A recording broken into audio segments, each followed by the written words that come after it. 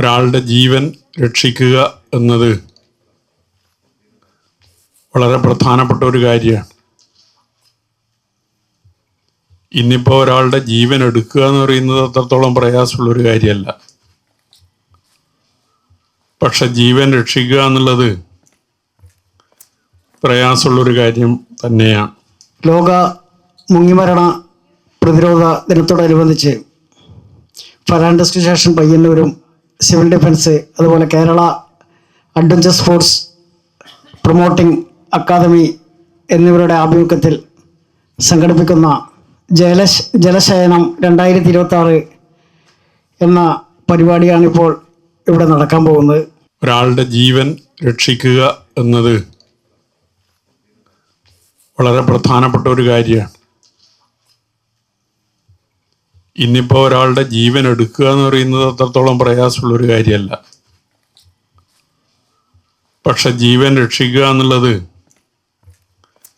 പ്രയാസമുള്ളൊരു കാര്യം തന്നെയാണ്.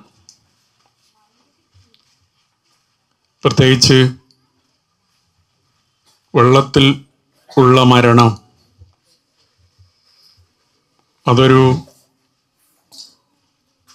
മനസ്ഥൈര്യം ഉണ്ടായാൽ കുറേയൊക്കെ മാറ്റിയെടുക്കാൻ സാധിക്കും എന്ന ഒരു ധാരണയാണ് എനിക്കുള്ളത്. ഒന്ന്, ഇല്ലാത്ത ആരോഗ്യവും ശക്തിയും ഉണ്ട് എന്ന് മനസ്സിനെ പഠിപ്പിച്ച് നീന്താൻ തുടങ്ങിയാൽ കൈകാൽ തളർച്ചയുണ്ടാകുമ്പോൾ നീന്തൽ അവസാനിപ്പിക്കാൻ ഒരു തീരുമാനമെടുത്താൽ കുറച്ചൊക്കെ മരണങ്ങൾ നമുക്ക് അവസാനിപ്പിക്കാൻ സാധിക്കുന്നതാണ്.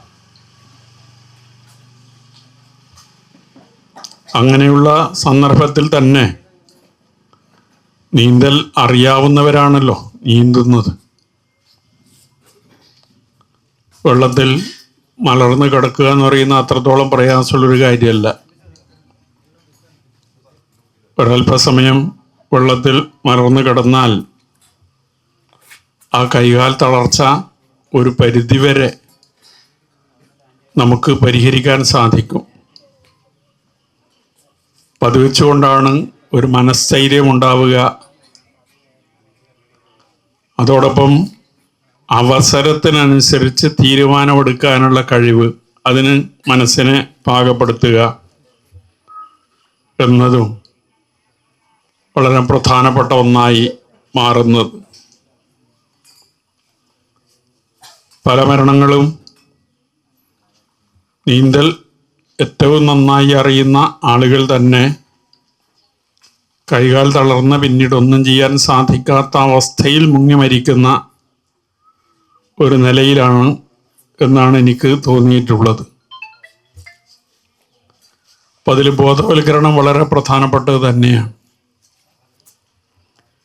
ആ ബോധവൽക്കരണമാണ് ഇത്തരം പരിപാടികൾ കൊണ്ട് പ്രധാനമായും ഉദ്ദേശിക്കുകയും ചെയ്യുന്നത്.